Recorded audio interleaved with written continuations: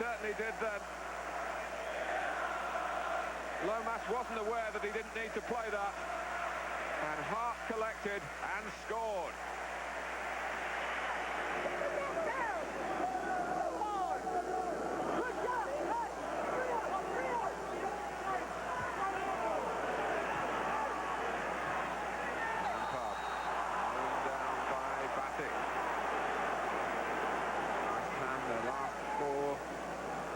Away league games failed to score at Everton, at Coventry, at Middlesbrough and at Liverpool. West Ham have been on the back foot for much of the game. Lampard! Park for the match. Now Iranio for Derby. Powell.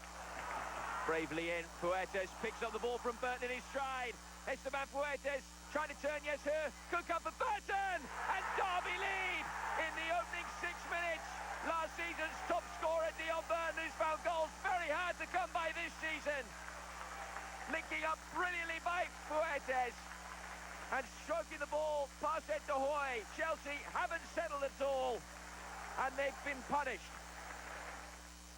Ferrer doing well to beat Fuertes. Very bright start in this game. Leboeuf stayed forward. Frank Leboeuf! 1-1! Chelsea were behind for no more than 2 minutes. And Frank Leboeuf equalises for Chelsea. He's injured himself in the process. But for a centre-half, that was an immaculately taken goal. Morris quicker to react in the midfield than Darryl Powell. Neatly done by Seth Johnson, but he's run into trouble in the form of Sutton. Now Zola. Di Matteo ahead of him.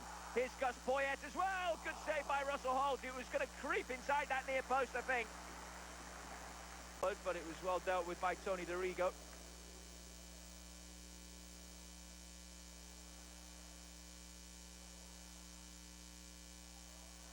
Now Rory Lapp for Derby. Got a couple of options, and one of them was the direct shot on goal. Derby top scorer hits the jackpot again.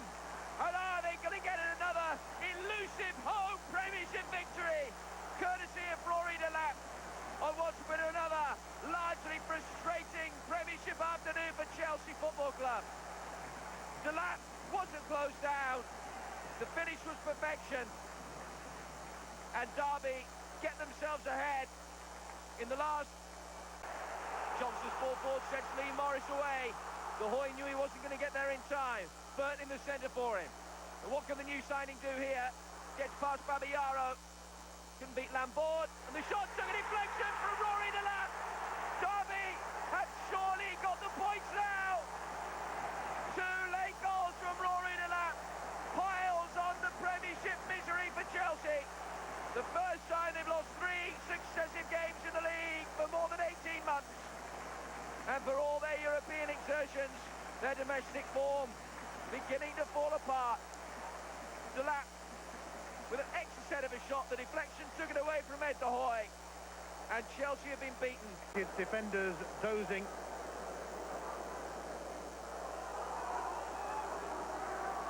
Here's York. Bill Neville.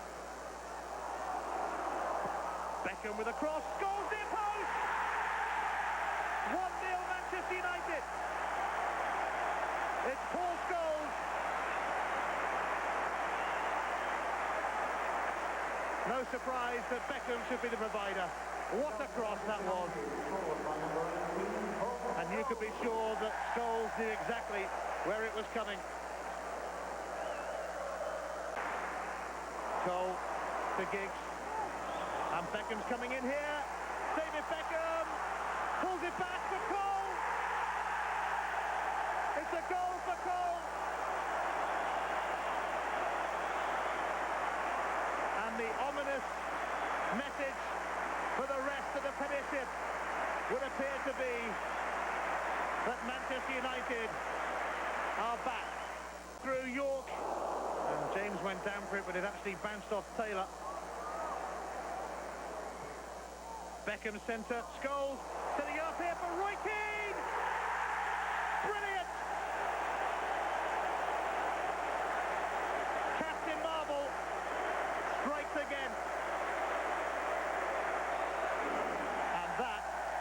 is a killer for Villa.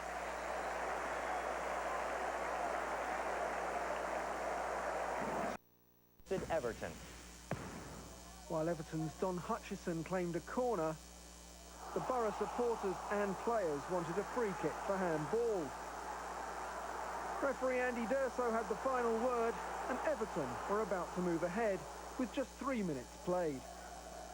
Mark Pembridge took the corner kick, and somehow it reached Kevin Campbell, who tucked in his 6th Premiership goal this season.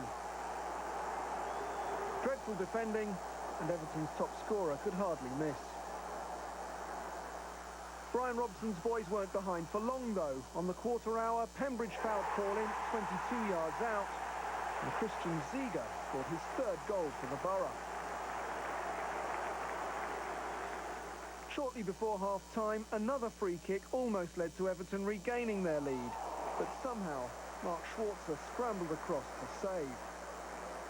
Borough, who have yet to draw this season, grabbed their winner just past the hour mark.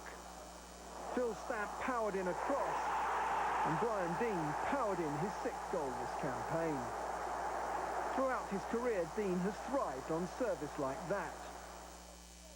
Everton's chances of taking something out of the game were greatly reduced when Hamilton Ricard was prevented from running onto Juninho's through ball by David Weir. The referee regarded Weir as the last defender, and so a red card was the outcome. And it could have been worse for Walter Smith's team, only the brilliance of Gerrard kept the score down as Everton suffered their 5th away defeat this term. Middlesbrough 2, Everton 1. I think we started the game very well. We can have no doubts about that. Deserved to go into the lead at that period. Others were equalised fairly quickly after. There was a free kick. But I felt we probably had slightly the better of the first half of the game, whereas Middlesbrough had by far the better of the second half. Well, we said we'll get to 42 points, as we've always said before. Balls kicked, we get to 42 points and we go from there. But I'd like to think we could finish higher than we ended up last year, and we ended up 9th. And with a bit of luck, we might be able to keep it to Europe. That'd be nice. Wimbledon dominated the first half at Selhurst Park, and they thought they'd taken the lead after just 10 minutes. John Hartson's low cross was met by Robbie Earle and helped in by the offside Jason Ewell. 10 minutes later, the Dons came close again. Marcus Gale, the man finding the foot of the post, and as Egil Olsen's side kept up the pressure, John Hartson, the man finding the top deck of the Holmesdale Road stand. The man of the match was Southampton's Welsh international goalkeeper, Paul Jones. First he denied Robbie Earle, and his save from Hartson's header following Kenny Cunningham's free kick was excellent. Southampton survived the onslaught and took the lead on 66 minutes. Stuart Ripley's ball was allowed to travel much too far, and as the Dons defenders looked for offside, Marian Bahars netted his 7th goal of the season, and the Dons had failed to keep a clean sheet for the 29th game running in all competitions. As you might expect, they went straight back on the attack. Carl Court played in Jason Ewell, but a marginal offside preserved Southampton's lead. Ewell, though, did have the satisfaction of playing a part in the equaliser. John Hartson's shot hit the bar, and Marcus Gale was the scorer. Wimbledon 1, Southampton 1. Marcus Gale, only his 2nd goal this season, but perhaps never a more important one. Very important. Of course, it would have been really bad if you had lost this game, because I think we were a better team than Southampton. We just feel that we've lost the game today. That was the feeling in the dressing room. But, you know, I've had a go at the players and I've had a right good moan. But on the other hand, I have a great bunch of lads. They're really honest. They work the socks off. And it's a little bit destroying for us that we've played well and then come away with nothing. Leicester's run of 5 straight wins was brought to an abrupt end by one Yorkshire side at Bradford, but normal service was resumed against another in Sheffield Wednesday. Jerry Taggart fired the Foxes in front. Steve Guppy's free kick headed invitingly back across goal by Matt Elliott. 12 minutes later, Taggart made it 3 league goals in his last 3 Premiership matches. Martin O'Neill's team still unbeaten at Filbert Street this season, and the Northern Ireland defender again left unmarked by the Wednesday defence. Still just 1 point and 1 goal for Wednesday away from Hillsborough this season, and even that was an own goal. But Gilles de Bilde came as close as you can. Andy Booth had been left out, by the way, with his move between the clubs still unresolved. Leicester thought they'd got a third when Muzzie's corner curled straight in, but despite protests by the Leicester players, the referee had spotted the slightest of nudges by Jerry Taggart. Wednesday still have oceans of time to keep themselves afloat in the Premiership, but they have started to drift. And when Andy Impey slipped his moorings, he had the time and space to pick out Tony Cottee, and Wednesday were well and truly sunk. The off-field problems at Filbert Street were temporarily forgotten, and while Sheffield Wednesday's problems are growing, Leicester recorded only their second win in 6 meetings with the Owls at Filbert Street during the whole of the 1990s. Leicester City 3, Sheffield Wednesday 0. How did you see the game today?